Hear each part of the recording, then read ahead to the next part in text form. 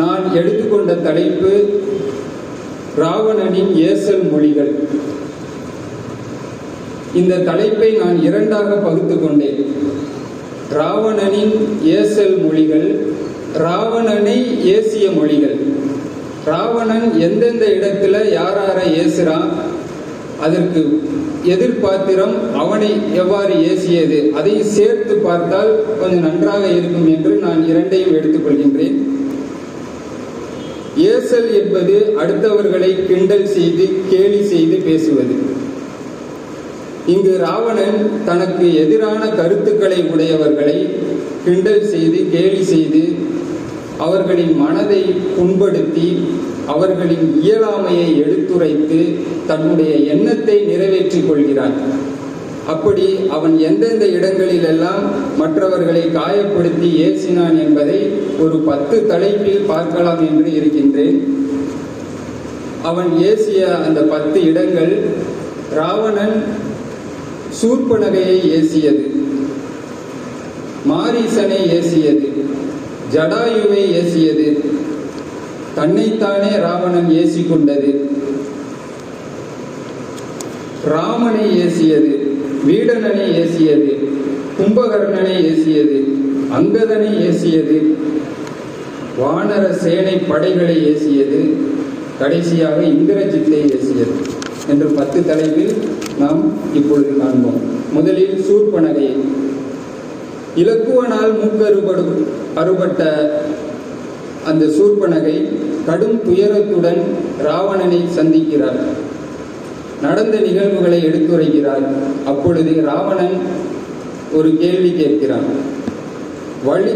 வாயிடை இதழும் மூக்கும் வழிந்து அவர் கொய்ய நீ இடை இழைத்த குற்றம் யாதுன்னு கேட்கிறான்.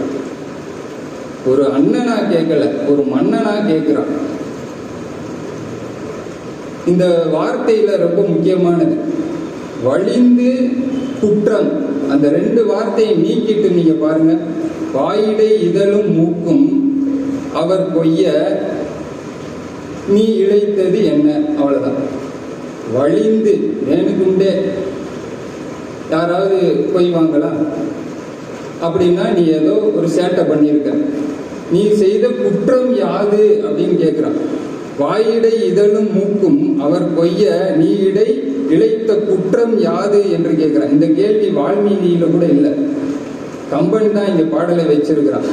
சும்மா இருக்கும்போது யாராவது இப்படி வாயையும் இதழையும் அவளுடைய மார்பையும் அறுத்து விடுவாங்களா? இவ வேண்டாம் ஒரு 4 பேர்த்த மூக்க அறுத்துட்டு வேண்டாம் வருவா. இவளுடைய மூக்க ஒருத்தர் அறுத்திருக்கான்னா இவ ஏதோ சேட்டை பண்ணியிருக்கான்னு அர்த்தம். அதான் அவன் கேட்கிறான், நீ என்ன குற்றம் செய்தாய்? இந்த 80களில் வாழ்ந்த அந்த தாய்மார்கள்லாம் பார்த்தீங்கன்னா தான் புள்ள அழுதுகிட்டு வரும், அம்மா அவன் அடிச்சு போட்டான் அப்படின்னு சொல்லி வரும். உடனே அந்த தாய் என்ன கேட்பாங்க, நீ என்ன செஞ்ச? சும்மா இருக்கும்போது ஏன் உன்னை அடிக்கிறான்? நீ ஏதாவது சேட்டை பண்ணியிருப்ப. இது எங்கள் அம்மா கூட என்ன கேட்டிருக்காங்க. உடனே நம்ம கண்ணை தொடச்சிட்டு ஓடிடுவோம். அந்த தாயை போன்றுதான் இங்க ராவணன் கேட்கிறான், நீ இழைத்த குற்றம் யாது? ராவணன் ஏசிய மொழிகளிலேயே மிக சிறந்த ஏசல் மொழி இதுதான். இங்க ராவணன் பேசுற அந்த ஏசல் மொழியை கேட்டுட்டு நம்ம ராவணனை இதயமாம் சிறையில வச்சுக்கலாம். இதுக்கப்புறம் ராவணன் பேச போற பேச்சை கேட்டோம்னா நம்ம இதயமாம் சிறையிலிருந்து அவனை விடுவிச்சிடலாம். அந்த அளவுக்கு பேச போறான். இந்த இடத்துல அண்ணன் எவ்வளவு அறிவா பேசுறானே, அப்ப நம்ம இவனுக்கு இப்படி சொன்னா வேலைக்கு ஆகாது அப்படின்னு சொல்லி சீதையுடைய அழகை வர்ணிக்க ஆரம்பிச்சிடலாம். ராவணன் மனம் மாறுகிறான். இதைத்தான் கீவாச்சா அழகா சொல்லியிருப்பார். இந்த இடத்துல ராவணன் ஈசன் அருள் பெற்று இருந்தான். இதன் பிறகு ராவணன் ஈசன் அருளை நீசம் பெற்று இருக்க போகிறான். அந்த அருள் அனைத்தும் குறைந்து கொண்டே போக போகிறது என்று அந்த இடத்தில் சொல்கிறார். அடுத்து மாரீசனை ஏசுகிறான். சீதையின் அழகை கேட்டு அறிந்த அந்த ராவணன் அவளை கவர்ந்து வர முயற்சி செய்கின்றான், முடிவு செய்கின்றான். சீதையை கவர்ந்து வருவதற்காக தன் தாய் மாமன் மாரீசனையின் மாயமானாக செல்ல வேண்டி நிற்கிறான். அவனை வற்புறுத்துகிறான். அதற்கு மாரீசன் இணங்கவே இல்லை. நீ செய்வது பெரும் குற்றம். நீ சொல்வதை கேட்கும் பொழுது என் காதில் இரும்பை காய்ச்சி ஊற்றுவது போல இருக்கிறது. சீச்சி என தன் இரு செவியையும் பொத்திக் கொள்கிறான் மாரீசன். இருந்தாலும் ராவணன் விடுற மாதிரி இல்லை.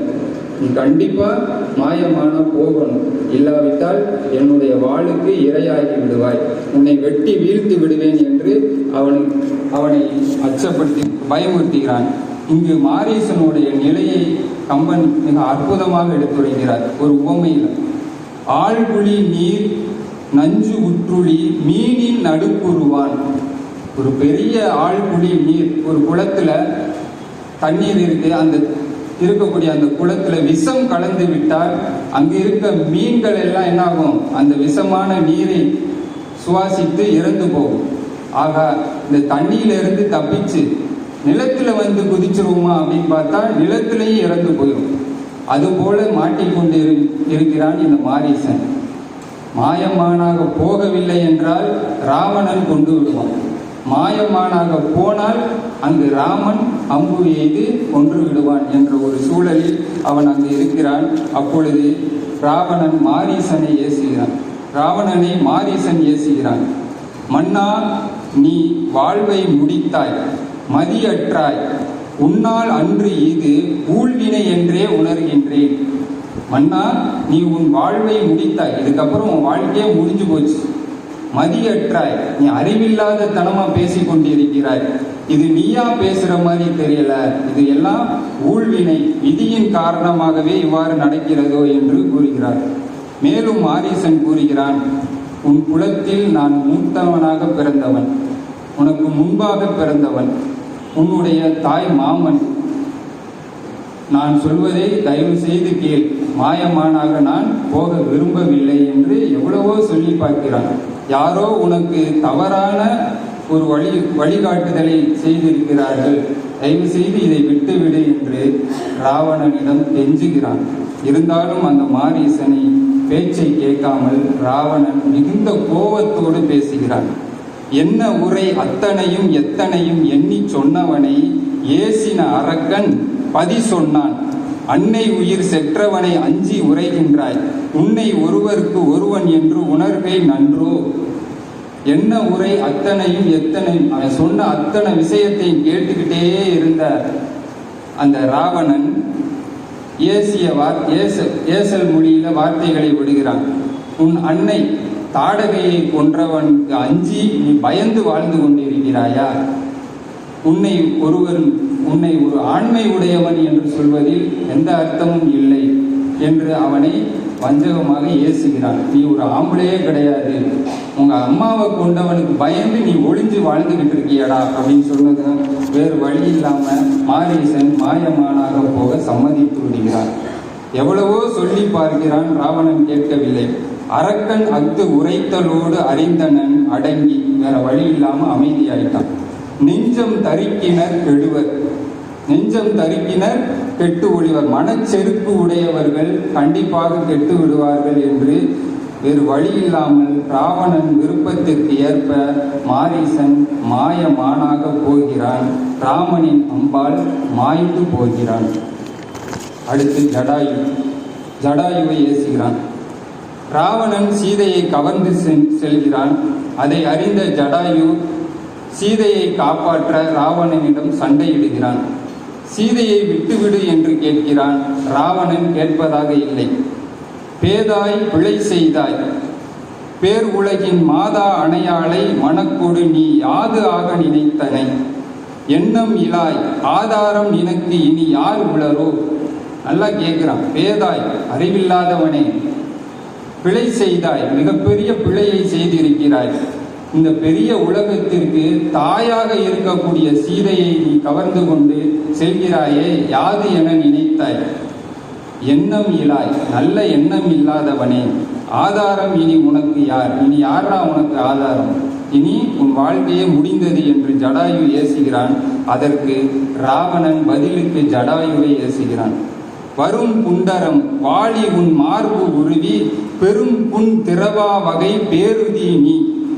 இரும்பு உண்ட நீர் மீளினும் என் உலையின் கரும்பு உண்ட சொல் மீழ்கில காணுதியால். ஒரு அருமையான ஒரு உவமையோடு சொல்றான் கம்பன். வரும் புண்டரம், புண்டரம்னா கழுகு, வருகின்ற அற்பமான கழுகு இனத்தை சார்ந்தவனே, நான் எவ்வளவு பெரிய வீரன், என்னிடம் போய் நீ போட்டியிடலாமா, சண்டையிடலாமா? வாளி, என்னுடைய அம்பு உன் மார்பில் துளைத்து புண்ணாகி நீ இறப்பதற்குள் இந்த இடத்தை விட்டு போய்விடு என்று எச்சரிக்கிறான் ராவணன். அதுக்கு ஒரு உவமை சொல்றான். இரும்பு உண்ட நீர் மீளினும் என் உலையின் கரும்பு உண்ட சொல் மீழ்கிலல் காணுதியா. ஒரு பழுக்க காய்ச்சிய அந்த இரும்புல கொஞ்சோண்டு தண்ணியை தெளிச்சு விட்டா என்ன ஆகும்? இருக்க இடமே தெரியாம அப்படியே மறைஞ்சு போயிடும், அது அதுவே மறைஞ்சிடும். அதுபோல சீதை என்பவள் எனக்குள்ளே வந்து விட்டாள், அவளை நீ கண்டிப்பாக காப்பாற்ற முடியாது.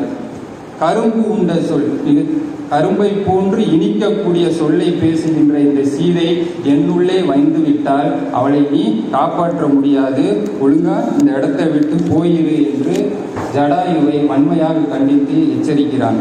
என் கையால் தான் உனக்கு சாவு என்று ராவணன் ஜடாயுவை வெட்டி வீழ்த்துகிறான். இங்கு ராவணன் மிகப்பெரிய வீரன், மிக வலிமையான ஆளு. ஓங்கி அடிச்சா 1.5 டன் வெயிட். அவன்கிட்ட போய் ஒரு கழுகு சண்டை போட்டு வெற்றி பெறலாமா? சண்டை போட்டு வெல்ல முடியுமா? இருந்தாலும் ஜடாயு ஏன் சண்டை போட்டான்? ராவணன் சீதையை கவர்ந்து போகும் பொழுது கொஞ்ச நேரம் சண்டை போட்டு காலதாமதமாக்கி யாராவது ராமன் லக்குவன் வந்து காப்பாற்றிட மாட்டாங்களா என்ற ஒரு நல்ல எண்ணத்தில் தான் ஜடாயு அங்கு சண்டையிட்டு தன் உயிரையே மாய்த்து கொள்கின்றான். சீதையை காப்பாற்றுவதற்காக தன் உயிரை மாற்றிக்கொண்ட ஒப்பற்ற பாத்திரம்தான் ஜடாயு. அடுத்து ராவணன் தன்னைத்தானே ஏசிக்கொள்கிறான். சீதையை கவர்ந்து வந்த ராவணன் அசோகவனத்தில் சிறை வைக்கிறான். சீதையை தேடி வந்த அனுமன் இலங்கையை எரியூட்டுகிறான். அப்போது ராவணன் ஒரு அரசவையில் கூட்டி ஆலோசனை நடத்துகிறான். அந்த ஆலோசனை கூட்டத்தில் பேசுகிறான். சுட்டது குரங்கு, எரி சூறையாடி கெட்டது கொடி நகர், பட்டணர் பரிபவம் பறந்தது எங்கும், இட்ட இவ்வரியணை இருந்தது என் உடல். ரொம்ப மனம் நொந்து பேசுறான். ஒரு குரங்கு வந்து இலங்கையை சுட்டுட்டு போயிடுச்சு, சூறையாடி கெட்ட இந்த நகரமே கெட்டு ஒளிந்தது, நம்முடைய நண்பரும் உறவினர்களும் பலர் இறந்து போய்விட்டார்கள், இந்த அவமானம் உலகமெங்கும் பறந்து விட்டது, பறந்தது பரிவமும், இட்ட இவ்வரியணை, இந்த நேரத்தில் இந்த அரியணையில் என் உடல் மட்டும்தான் இருக்கு, உயிர் இல்லைன்றான். ரொம்ப மனம் நொந்து பேசுறான். மயன் வந்து இலங்கையை புதுப்பித்த பிறகு அவனுடைய மனதில் அந்த எரிந்த இலங்கை தான் ஞாபகத்துக்கு வருது. மேலும் அந்த வானரத்தை பற்றி பேசுகிறான். மற்றிலதாயினும் மலைந்த வானரம் இற்றிலதாகியது என்னும் வார்த்தை பெற்றிலம்.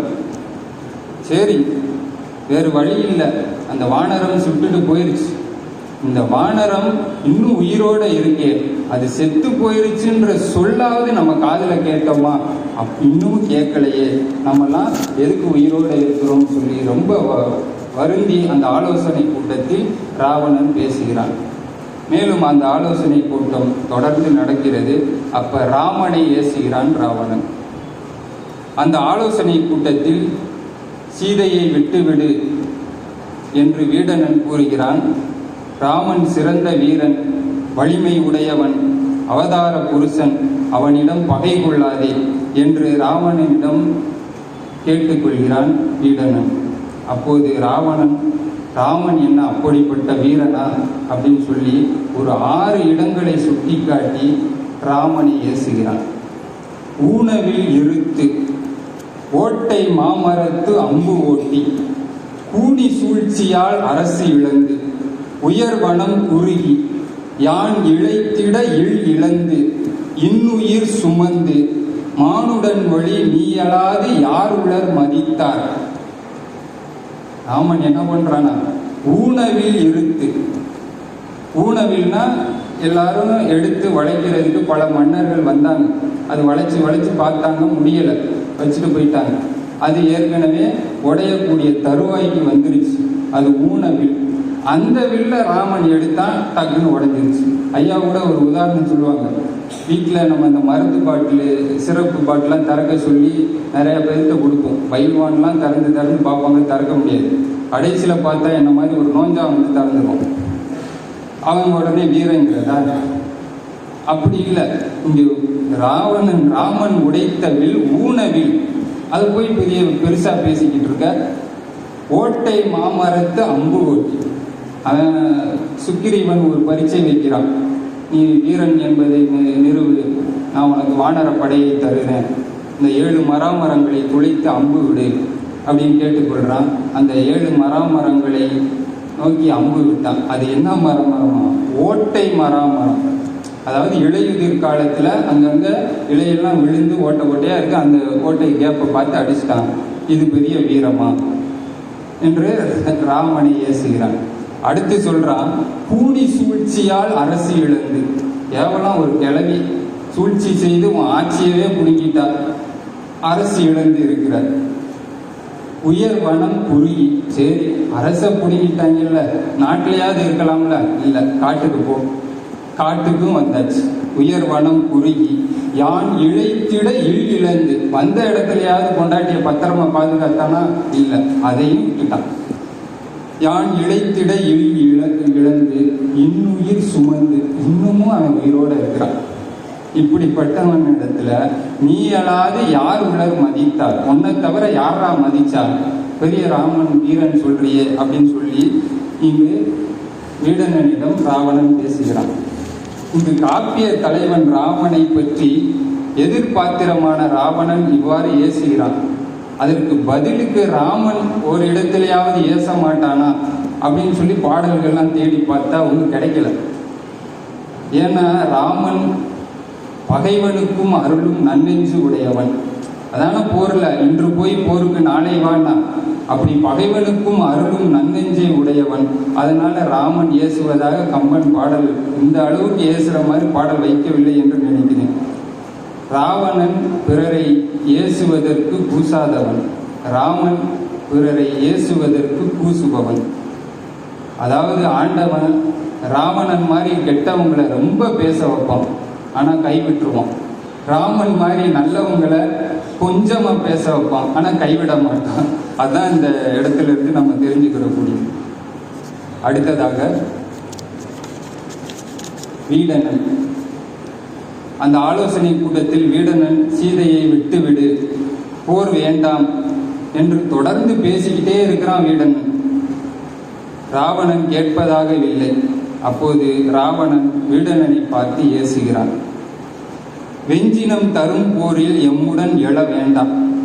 இஞ்சிமா நகர் இடம் உடைத்து ஈண்டு இனிது இருத்தி அஞ்சல் அஞ்சல் என்று அருகு இருந்தவர் முகம் நோக்கி நஞ்சின் வெய்யவன் கையெறிந்து உறும் என நக்கான்.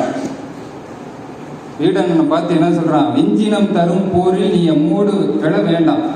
இஞ்சிமா நகர் இடம் உடைத்து, இந்த இலங்கை நகரத்திலே படுத்து தூங்கிட்டே இரு, எங்களோட போருக்கெல்லாம் நீ வந்துடாது. ஏன்னா இப்போ ராமனை பற்றி இவ்வளவு உயர்வா பேசிக்கிட்டு இருக்க, அதனால எங்களோட போருக்கு வராத, இந்த இலங்கை நகரத்திலேயே இரு, ஈண்டு இருத்தி அஞ்சல் அஞ்சல் என்று பயந்துட்டான் சொல்லி அருகே இருந்த அமைச்சர்கள் எல்லாம் பார்த்து கைகொட்டி இடி இடித்தது போல சிரிக்கிறான் ராவணன். இருந்தாலும் வீடனன் விடுவதாக இல்லை. திரும்பவும் அவன்கிட்ட எவ்வளவோ கெஞ்சி பார்க்கிறான். போர் வேண்டாம், அந்த மனிதர்கள் தான் வெல்வார்கள் என்று வீடனன் கூறிக்கொண்டே இருக்கிறான். ராவணன் கேட்பதாகவே இல்லை. கொச்சை மானுடர் வெல்குவர் என்றனை குறித்தது அச்சமோ அவருக்கு அன்பினோ யாதோ ஐயா. இன்னமும் அவங்க தான் வெற்றி பெறுவாங்க, ஜெயிப்பாங்கன்னு சொல்லிக்கிட்டே இருக்கிறியே, இதுக்கு காரணம் அவங்க மேல உனக்கு உள்ள அச்சமா, இல்லை அவங்க மேல உள்ள உனக்கு உள்ள அன்பா? எதை வச்சு அந்த வானர படைகளை வைத்திருக்கக்கூடிய அந்த மானுடர்கள் வெல்வார்கள் என்று சொல்கிறாய்? நாம போரிட்டு தான் போக்குறோம் அப்படின்னு சொல்லி எவ்வளவோ கேட்கிறான். அறத்தை போதித்த போது கேட்காத அண்ணனிடத்தில் பக்தி நிமித்தமாக ஒரு கதையை சொல்லி பார்ப்போம், அப்பயாவது கேட்கிறானான்னு சொல்லி ரணியனுடைய கதையை சொல்ல ஆரம்பிக்கிறான் வீடனன்.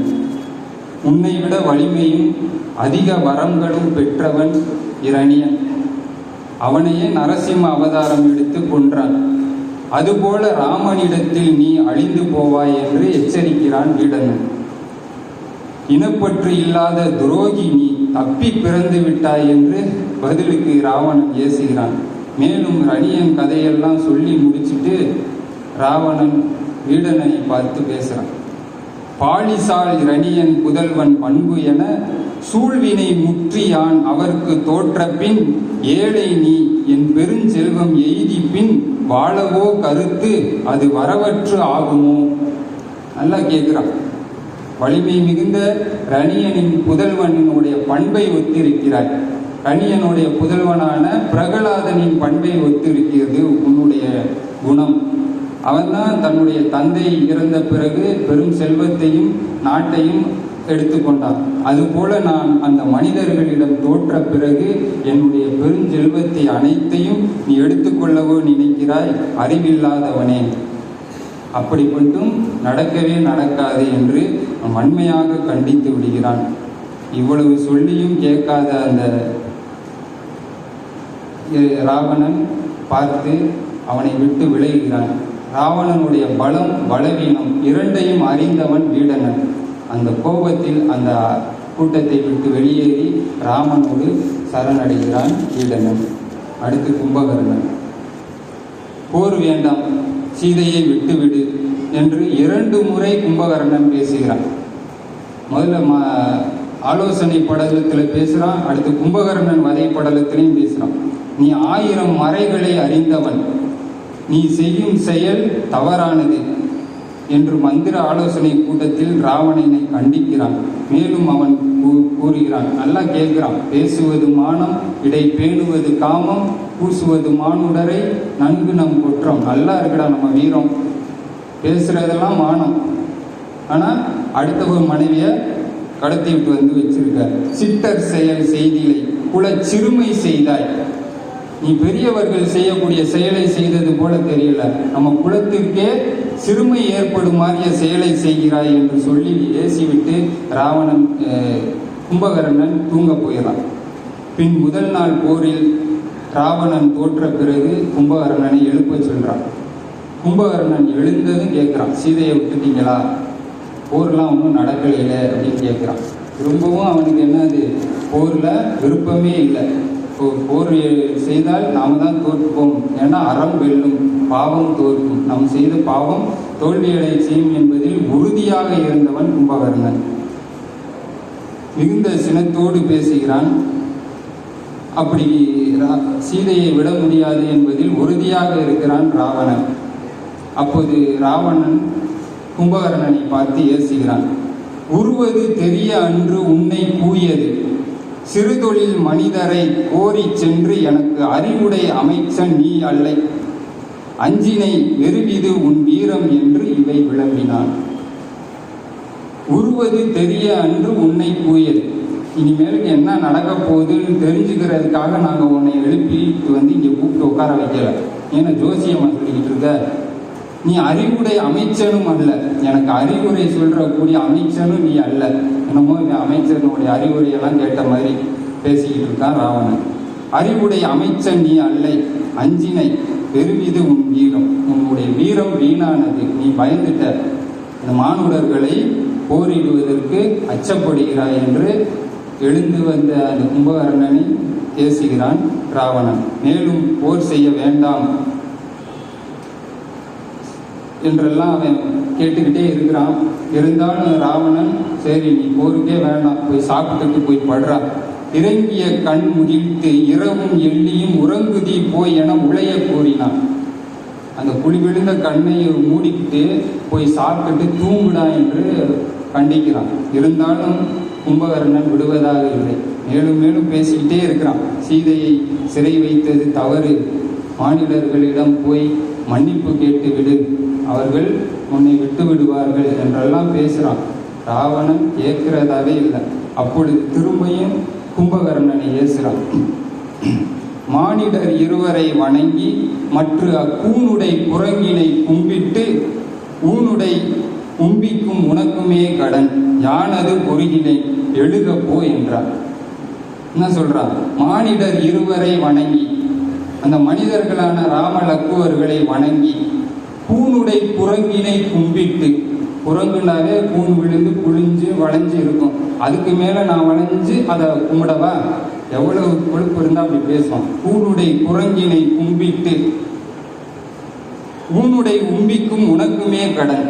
அது உன்னுடைய ஊனை வளர்த்துக்கிட்டு இருக்கான் பாரு, நீயும் உங்க அண்ணன் வீடனுக்கு தான் அது பொருந்தும், நமக்கு அந்தவன் முடியாது, எழுக போய் என்றான். உடனே எந்திரிச்சு போடான்றான். அதுக்கு மேல நீ போர் செய்யணும்னு நினைச்சு விரும்பினா இருகை வன் சிறுவரோடு ஒன்றி என்னோடு பொருக வெம்போர் என்றான். கோபத்தோடு கேட்கிறான். வேறு வழி இல்லாமல் உண்ட கடனுக்காக கும்பகர்ணன் போருக்கு சென்று இறந்து போகிறான். அடுத்து அங்கதனை ஏசுகிறான். ராவணன் மனநிலையை அறிந்து வர வேண்டும் என்பதற்காக ராமன் ஒரு தூது அனுப்பலாம் என்று முடிவு செய்கின்றான். அந்த தூதிக்கு அங்கதன் சரியான ஆளாக இருப்பான் என்று தேர்ந்தெடுக்கின்றான். ராவணனுடைய அவையில் போய் நின்று அங்கதன் தன்னை அறிமுகப்படுத்துகிறான். நீ கருதி வந்த காரியம் யாது என்று ராவணன் கேட்கிறான். அப்ப சொல்றான், பூத நாயகன், நீர் சூழ்ந்த புவிக்கு நாயகன், வேத நாயகன், விதிக்கு நாயகன், ராமன் விட்ட தூதன் நான் என்று தன்னை அறிமுகப்படுத்திக் கொள்கிறான் அங்கதன். அப்பொழுது போர் வேண்டாம், நீ இறங்கி வா என்று அங்கதன் கூறுகிறான். அதற்கு ராவணன் ஏசுகிறான். ஐயா கூட அந்த பாட்டு சொன்னாங்க. குரங்கு எல்லாம் கூட்டி வேலை குட்டத்து சேது கட்டி இறங்குவான் ஆகி இன்னம் அரிதி என்று உன்னை ஏவும் நரன்கொலாம் உலகநாதன் என்று கொண்டு அரக்கன் நக்கான். குரங்கு எல்லாம் கூட்டி வேலை குட்டத்து வேலை குட்டம், சின்ன குட்டை மாதிரி இருக்கக்கூடிய கடல்ல கல்லை போட்டு அணை கட்டிட்டு இதுக்கப்புறமும் ராவணன் இறங்கி வரமாட்டானான்னு உன்னை பார்த்துட்டு வர சொன்னானே, அந்த ராமனா உலகநாதன் என்று சொல்லி சிரிக்கிறான் ராவணன். மேலும் மனிதருக்காக தூது வந்தாய், நீ யார் என்று அங்கதனை கேட்கிறான். அந்த குரங்குன்னு சொன்னான் பாருங்க, அந்த கோபத்தில் அங்கதன் சொல்றான், உன்னை வாளால கட்டி மலையில தூக்கிட்டு போய் சுத்தினான் பாரு, அவனோட பையன் தாண்டா நான் என்றான். இந்த வாளியின் மைந்தன் நான் என்றான். அப்படியா, உன் தந்தையை கொன்றவன் ராமன், அவனோட சேர்ந்துக்கிட்டு நீ தூது வந்திருக்கியே, இது சரியா என்று அவனை பார்த்து கேட்கிறான். உன் அரசு உனக்கே தந்தேன், ஆளுதி ஊழி காலம், உன்னோட அரசை நான் இப்பயே சொல்லி வாங்கி தர்றேன், நீயே ஊழி காலம் வரை ஆண்டுகொள் என்று அவனிடம் சொல்றான். கேட்டுக்கிட்டு இருந்த அங்கதனுக்கு ரொம்ப கோபம் வந்துருச்சு. அவன் பேசுறான் ராவணனை, வாய்தர தக்க சொல்லி என்னை உன் வசஞ்செய்வாயே, ஆய்தர தக்கது அன்றோ தூது வந்து அரசு ஆள்கை, நீதர கொள்வேன் யானும் இதற்கு இனி நிகர் வேறு எண்ணி, நாய்தர கொள்ளும் சீயம் நல் அரசு என்று நக்கான். எல்லாத்தையும் பார்த்து இவன் சிரிச்சான். இப்ப அங்கதன் அவனை பார்த்து சிரிக்கிறான். சும்மா வாய்க்கு வந்தபடி பேசிக்கிட்டு தெரியாத, வாய் தர தக்க சொல்லி பேசி என்ன உன் பக்கம் இழுக்கணும்னு நினைக்காத. தூது வந்தவனை அரசு ஆளுகன்னு சொல்றது ஆராய்ச்சிக்குரியது, இது மாதிரி எவனும் சொன்னதில்லை. நீ கொடுக்க அந்த அரசை நான் பெற்றுக்கொள்வனா?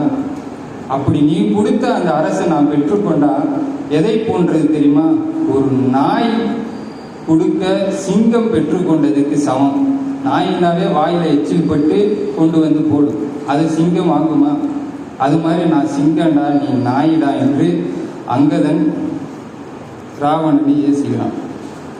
இதெல்லாம் முடிச்சுட்டு அங்கதன் நேர ராமனிடம் வருகிறான். ராமன் கொற்ற வீரன் ஆகிய ராமன் வேகமாக வந்து அங்கே நடந்தது என்ன என்று அங்கதனிடம் கேட்கிறான். ரொம்ப ரத்தின சுருக்கமாக சொல்றான் அங்கதன். முற்றும் ஓதியன் மூர்க்கன் முடித்தலை அற்ற போது அன்றி ஆசை அறான். என்ன சொல்றான்? முற்றும் அங்க நடந்த விஷயத்தையெல்லாம் சொல்லி என்ன பயன்? மூர்க்கன், அந்த மூர்க்க பைய ராவணன் ஆசை, சீதை மேல் வைத்திருந்த ஆசையை விடவே மாட்டான். அவன் முடித்தலையை அற்று, அவன் தலையை வெட்டி வீழ்த்தினால்தான் அது முடியுமே ஒழிய அவன் ஆசையை விடப்போவதில்லை என்று மிக அற்புதமாக, எளிமையாக, ஒரு ரத்தின சுருக்கமாக சொல்றான். அங்க அனுமன் சொன்னான்ல, கண்டனன் கற்பினுக்கு அணியை கண்களால். அதே மாதிரி தான் இவன் சொல்றான். ஏன்னா சொல்லின் செல்வன் அனுமன் இடத்துல தூது போனவனாச்சுல அங்கதன், அந்த மாதிரி சொல்றான். அடுத்து ராவணன் வானர படைகளை ஏசுகிறான். முதல் நாள் போரில் ராவணன் போர் செய்து வருகிறான். அங்கு வானர படைகள் பெரிய ஆயுதங்கள் ஏதும் இல்லாமல் சண்டை போட்டுக் கொண்டிருக்கின்றன. அந்த வானர படைகளை பார்த்து ராவணன் ஏசுகிறான். ஒரு பாடல்: கல் கொண்டும் மரங்கள் கொண்டும் கை கொண்டும் கழித்துணும் வாய் சொல் கொண்டும் மயிரின் புல் தோல் தோல் கொண்டும் வெள்ளி பல் கொண்டும் மலைகின்றாரின் பழி கொண்டு பயந்து யான் ஓர் வில் கொண்டு நின்ற போது. வானர படைகள்லாம் சண்டை போடுறதை பார்த்துட்டு என்ன சொல்றான்? கல்லை எடுத்துக்கிட்டு வர சண்டை போடுறீங்க, மர கிளைகளை வெட்டி கம்பா எடுத்து சண்டை போடுறீங்க, கைகளை கொண்டு குத்திக்கிட்டு சண்டை போடுறீங்க, நும் வாய் சொல்லை கொண்டு சண்டை போடுறீங்க, மென்மையான தோலை உடைய மயிரின் தோலை உடைய தோள்களை கொண்டு, வெள்ளி பல் கொண்டு, சில நேரத்தில் பல்ல வச்சுலாம் கடிச்சு சண்டை போடுறீங்க. இப்படி சண்டை போடுற உங்களிடத்துல ராவணன் வில் முதலான ஆயுதங்களை வச்சு சண்டை போடுறானேன்னு யாராவது கேட்டு பழிச்சொல் வந்து விடுமோ என்று யான் இந்த வில்லை வைத்து கொண்டு இங்கே நிற்கும் போது பயந்து கொண்டு இருந்தேன்னு சொல்றான். அதாவது ஆயுதமே இல்லாம சண்டை போடுற வானர படைகள்கிட்ட ராவணன் இவ்வளவு ஆயுதம் வச்சு சண்டை போட்டானேன்னு நாளைக்கு பழி வந்துடக்கூடாதுல்ல அப்படின்னு நினைச்சு இவன் இறங்கினான். அடுத்தவன் மனைவி சீதையை கவர்ந்துட்டு போய் அசோகவனத்தில் வச்சிருக்கிறான், அதனால பழி வந்துரும்னு அவர் அஞ்சலையான். இவர்களால் சண்டை போடுறதுக்காக அவன் அஞ்சினானான். அதாவது கேட்கிறவன் கேன புயலா இருந்தா கேன்சருக்கு மருந்து கேசரின்னாயவன். அந்த கதையா இருக்கு ராவணன் ஏசுறது. ரொம்ப ஒரு கல் கொண்டும் பல் கொண்டும் கை கொண்டும் மரங்கள் கொண்டும் இதெல்லாம் சொல்லிட்டு ஒரு வார்த்தை சொல்றான்: கழித்துண்ணும் வாய் சொல் கொண்டும். வாய் சொற்கள்லையும் நீங்க சண்டை போடுறீங்களா? எப்படி? அங்கதனும் அனுமனும் அங்க போய் பேசிட்டு வந்தாங்கல்ல, அதை மனசுல வச்சுக்கிட்டு சொல்றான். நும் வாய் சொல் கொண்டும். ஏண்டா வெல்லும் சொல் இன்மை அறிந்து பேசினவங்க அங்கதனும் வானரப்படையெல்லாம் அனுமனும். இப்படி அந்த வானரப்படைகளை ராவணன் ஏசுகிறான். நிறைவாக இந்திரஜித்தை ஏசுகிறான். கும்பகர்ணன், அதிகாயன், அட்சயகுமாரன் ஆகியோரின் இறப்புக்கு பிறகு தலைமை ஏற்று போரை நடத்துகிறான் இந்திரஜித். நாகபாசபடம், பிரம்மாஸ்திரம் போன்ற போரிலெல்லாம் பல வெற்றிகளை குவித்தவன். இறுதியில் போர் வேண்டாம், சீதையை விட்டுவிடு என்கிறான். அவ்வளவு வெற்றிகளை குவித்த இந்திரஜித்தை இப்ப என்ன சொல்றான்? சீதையை விட்டு விடுகிறான். அப்போது நான் விட்ட ஒரு நாராயண அஸ்திரம் நிலம் செய்து விசும்பும் செய்து நெடிய மால்படை நின்றானை வளம் செய்து போயிற்று என்றால் மற்ற இனி வழியது உண்டோ? இதை விட வலிமையானது வேற என்னடா இருக்கும்? குலம் செய்த பாவத்தாலே கொடும்பகை தேடி கொண்டார்.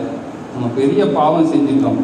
நான் விட்ட அந்த அஸ்திரம் நெடிய மால்படையான அந்த ராமனின் இலக்குவனை வளம் செய்து விட்டு அது போயிருச்சுன்னா அவன் எவ்வளவு பெரிய வலிமை உடையவனாக இருப்பான். இப்படிப்பட்டவனை நாம் எவ்வாறு வெல்ல முடியும்? அதனால தயவு செய்து விற்று சீதை என்றான். இதே இந்திரஜித்து தான் ராமனுடைய படையை பார்த்து சொன்னான்: யானை இளர் தேர்புறவி யாதும் இளர் ஏவும் தானை இளர் நின்ற தவம் ஒன்றும் இளர் தானும் பூனல் முதுகின் சிறு குரங்கோடு வெல்வர் ஆனவரும் மானுடர். நம் ஆண்மைக்கு அளவு. அப்படி பேசின இந்திரஜித்து இப்ப எப்படி வந்துட்டான்னு பாருங்க. நான் விட்ட அந்த அஸ்திரம் அவங்கள வளம் செய்து போயிற்று என்றால் இதைவிட வலிமையானது வேறு என்ன இருக்கும்? ஆதலால் அஞ்சினேன் என்று அருளல் ஆசைதான் அச்சீதைபால் விடுதியாயின் அணையவர் சீற்றம் தீர்வர் போதலும் புரிவர் செய்த தீமையும் பொறுப்பர் உண்மையில் காதலால் உரைத்தேன். ரொம்ப இறங்கி பேசுறான் இந்திரஜித்.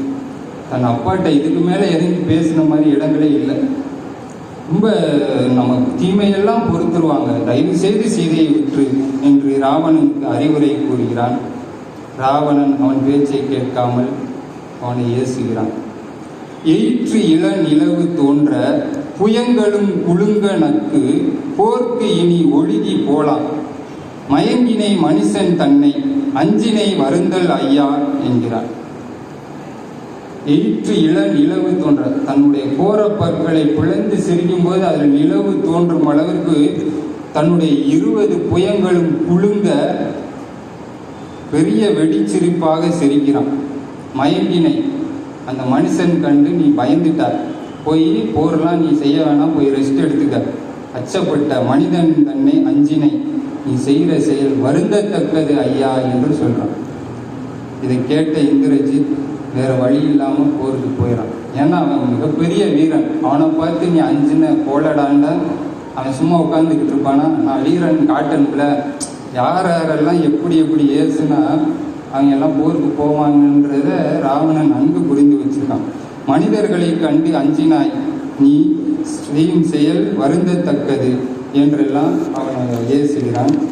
3 முறை போரில் வென்றவனை அஞ்சினாய் என்று சொன்னதுனால அவன் கோபத்தில் வேறு வழி இல்லாமல் போருக்கு போய் இறந்து போகின்றான். யாரையெல்லாம் எப்படி ஏசுனா தன்னுடைய காரியம் நடக்கும்ன்றதை நன்கு உணர்ந்து கொண்டிருந்தவன் ராவணன். அறநெறிச்சாரத்தில் ஒரு பாடல் இடம்பெற்றிருக்கு, எனக்கு ரொம்ப பிடித்த பாடல். எள்ளி பிறர் உரைக்கும் இன்னா சொல் தன் நெஞ்சில் கொள்ளி வைத்தார் போல் கொடிதெனினும் மெல்ல அறிவென்னும் நீரால் அவிழ்த்தொழுதல் ஆற்றின் பிரிதொன்றும் வேண்டா தவம்.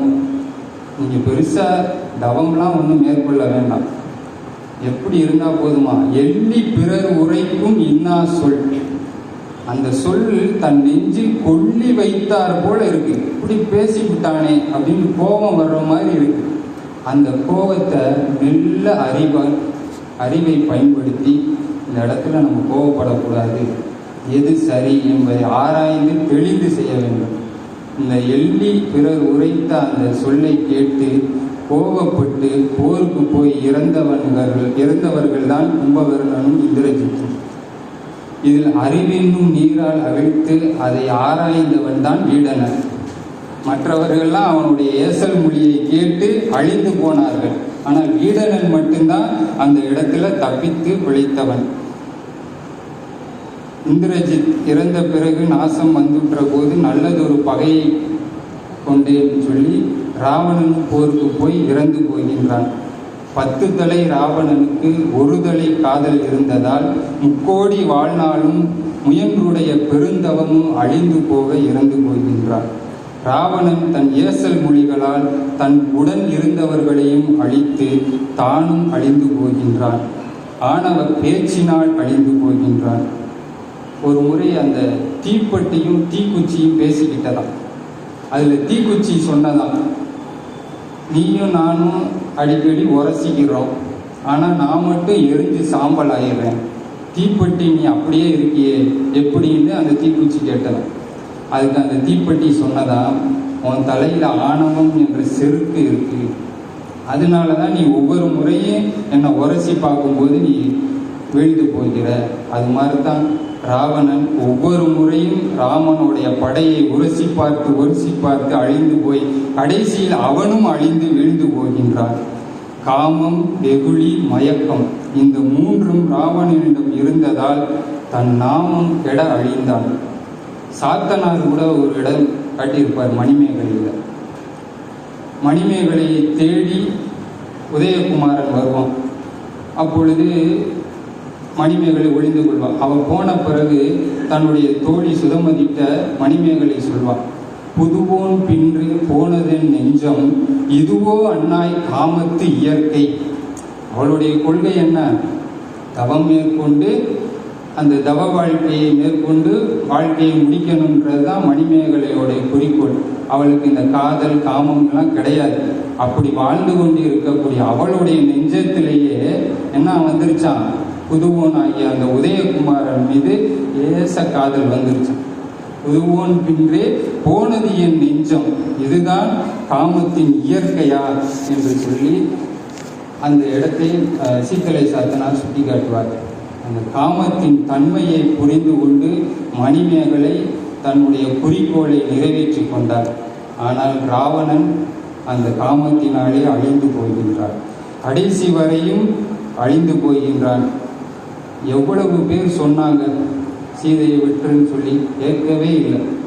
அப்படி இருந்தும் அவன் தொடர்ந்து தன் உடன் இருப்பவர்களெல்லாம் போருக்கு செய்து அழித்து, தன்னுடைய ஏசல் மொழிகளால் மற்றவர்களையும் அழித்து தானும் அழிந்து போன ஒரு பாத்திரம்தான் ராவணன்.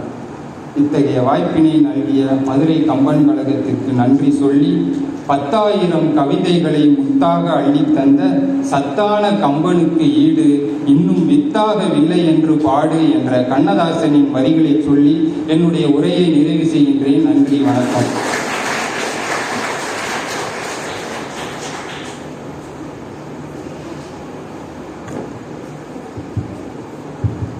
அன்புடைய பெரியோர்களே, அனைவரும் பேச்சு ஆரம்பிக்கிறதுக்கு முன்னாடி வரைக்கும் மழை பெஞ்சிக்கிட்டு இருந்துச்சு.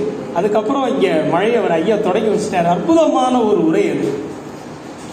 ஐயா அவர்களுக்கு மீண்டும் நம்முடைய பாராட்டுகளை தெரிவித்துக் கொள்வோம். இதற்கடுத்து ஐயாவினுடைய பேச்சிலிருந்து, மாணவருடைய உரையிலிருந்து பெரும்புலவர் ஐயா அவர்கள் தற்பொழுது வினாக்களை எழுப்புவார்கள். 2 பக்கமும் கேள்வி. அன்புடைய பெரியோர்களே, அனைவருக்கும் வணக்கம். முதல் வினா, நீ பார்த்து பெருங்காப்பிய இலக்கணம் கூறுகின்ற நூல் எது என்று குறிப்பிட்டார்? பெருங்காப்பிய இலக்கணம் கூறுகின்ற நூல் எது என்று குறிப்பிட்டார்? கண்டி அலங்காரம் என்பது சரி.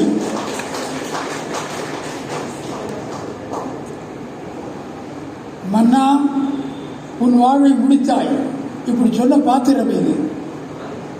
மாரிசன் என்பது சரி.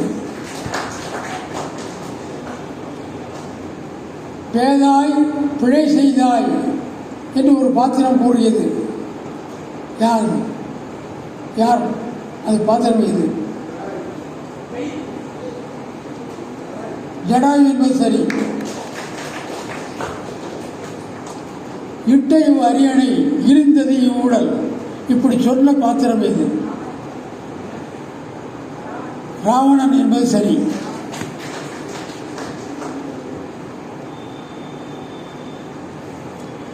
ஆயிரம் மறைப்பொருள் உணர்ந்து அறிவு அமைந்தாய் என்று ஒரு பாத்திரம் பேசுகிறது, அது எது? ரைட், கும்பகர்ணன் என்பது சரி. இருக்கா? குலம் செய்த பாவத்தாலே கொடுப்பழி தேடிக்கொண்டாய்.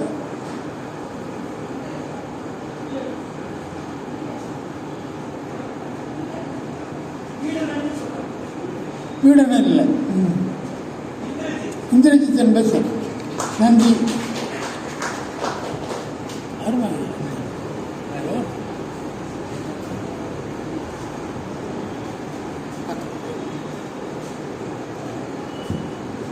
அடுத்த மாத கூட்டமானது 17ஆம் தேதி நடக்கும்.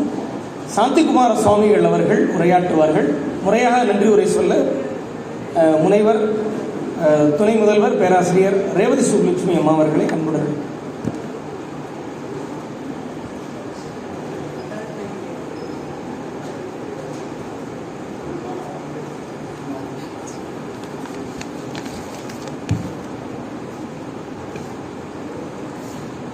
அனைவருக்கும் வணக்கம். மதுரை கம்பன் கழகத்தின் 212வது மாத கூட்டத்திற்கு வருகை தந்திருக்கும் அனைவரையும் வணங்கி மகிழ்கின்றேன். இந்த கூட்டத்துக்கு தலைமை ஏற்று சிறப்பு செய்த சிங்கையிலிருந்து வந்திருக்கும் நம்முடைய தங்க கவிஞர், மதுரை கம்பன் கழகத்தின் பொருளாளர் ஐயா அவர்களுக்கு அனைவரின் சார்பாக நன்றியை தெரிவித்துக் கொள்கின்றேன். இந்த நிகழ்ச்சியில் மாணவர் உரையாக மிக சிறப்பாக மதுரை கல்லூரியின் முதுகலை மாணவி சத்யபிரியா அவர்கள் கம்ப ராமாயணத்தில் 4 என்ற தலைப்பில் உரையாற்றினார்கள். கவியரசர் கண்ணதாசன் சொல்லுவார், வீட்டை விட்டு வெளியே வந்தா 4 நடக்கலாம், அந்த 4 தெரிஞ்சு நடந்துக்கிட்டா நல்லா இருக்கலாம் அப்படின்னு சொல்லுவாரு. அந்த 4ஐயும் தெரிந்து கொண்டு, கம்பராமாயணத்தில் இருக்கிற 4ஐ தெரிந்து கொண்டு வந்து இங்கு எடுத்துரைத்த சத்யபிரியா அவர்களுக்கு நன்றியை தெரிவித்துக் கொள்கிறோம். இந்த நிகழ்வில் எங்களுடைய இணை செயலாளர் பேராசிரியர் கண்ணன் அவர்கள் குறிப்பிட்டது போல, நிகழ்ச்சி தொடங்கும் போது வெளியே கனமழை. அதன் பிறகு இங்கே கனமான உரை. ஏசல் மொழிகள், ராவணனின் ஏசல் மொழிகளை பற்றி இவ்வளவு நேரமும் அருமையாக எடுத்துரைத்தார். அழகா சொல்லுவாங்க, முத்தமிழால் வைதாரையும் வாழ வைப்போன் என்று கந்தர் அலங்காரத்தில் அருணகிரிநாதர் முருகப்பெருமானை சொல்வார். யாராவது நம்மளை வைதால் நம்ம கோபப்படுவோம், இல்லை வருத்தப்படுவோம். ஆனா வைதாரையும் வாழ வைக்கிறவன் முருகன். ஏனென்றால் வைகின்ற மொழி தமிழாக இருக்க வேண்டும், அப்படி இருந்தால் அவர்களையும் வாழ வைப்போன் என்று முருகப்பெருமானை சொல்வார்கள். அதை போல இவ்வளவு நேரமும் அவர் பேசியது ஏசல் மொழி. ராவணன் பேசிய ஏசல் மொழி. யாரையும் விட்டு வைக்கல, எல்லாரையும் திட்டியிருக்கார். ஐயா சொன்னது போல வீட்டு தேவியை தவிர மற்ற எல்லாரையும் திட்டியிருக்காரு. எங்க இன்னும் கொஞ்ச நேரம் ஆனா நம்மளையும் திட்டிடுவாரோ நான் பயந்தேன். ஆனால் ரொம்ப அருமையாக அந்த நிகழ்ச்சியை எடுத்து கூறி பிரித்து கொண்டு 10 வகையாக பிரித்து கொண்டு ஐயா ஆற்றோளுக்காக அருமையாக எடுத்துரைத்தார். இந்த இடத்தில் ஒரு சிறு செய்தி. மாமன்னர் அக்பர், அவரை பற்றி ஒரு செய்தி சொல்வார்கள். அபுல் பாசல் என்ற அவருடைய நண்பர் அக்பரினுடைய வாழ்க்கை வரலாறை ஐனி அக்பரி என்ற ஒரு நூலாக எழுதியிருக்கிறார். அதுல சொல்லி இருக்கிறாராம், மாமன்னர் அக்பருக்கு சூரிய நமஸ்காரத்துல ரொம்ப விருப்பம் உண்டாம். சூரிய நமஸ்காரம் அவருக்கு ரொம்ப பிடிக்குமா. அதனால தான் சர்வ சமய பிரார்த்தனைகளை மதிக்கக்கூடிய மனம் அவருக்கு இருந்தது என்று சொல்லி, சூரிய நமஸ்காரம் அவருக்கு பிடித்ததனால் சூரியனுடைய 1001 நாமங்களை தினமும் சொல்வாராம். சூரிய சகஸ்ர நாமத்தை சொல்லக்கூடியவர் அக்பர் என்று அவர் அந்த புத்தகத்தில் பதிவு செய்திருக்கிறார். அந்த சூரிய நமஸ்காரத்தை சொன்ன அக்பரின் பெயரால் இங்கு வந்து சூரியகுல தோன்றலாகிய ராமபிரானின் காவியமாகிய கம்பராமாயணத்தை ராவணனின் ஏசல் மொழிகளை மனம் கூசும் மொழிகளாக இல்லாமல் மனம் ஈர்க்கும் மொழிகளாக இங்கு எடுத்து கூறிய பேராசிரியர் அக்பர் அலி ஐயா அவர்களுக்கு மதுரை கம்பன் கழகத்தின் சார்பாக மனமார்ந்த நன்றியினை இந்த இடத்தில் தெரிவித்துக் கொள்கிறோம்.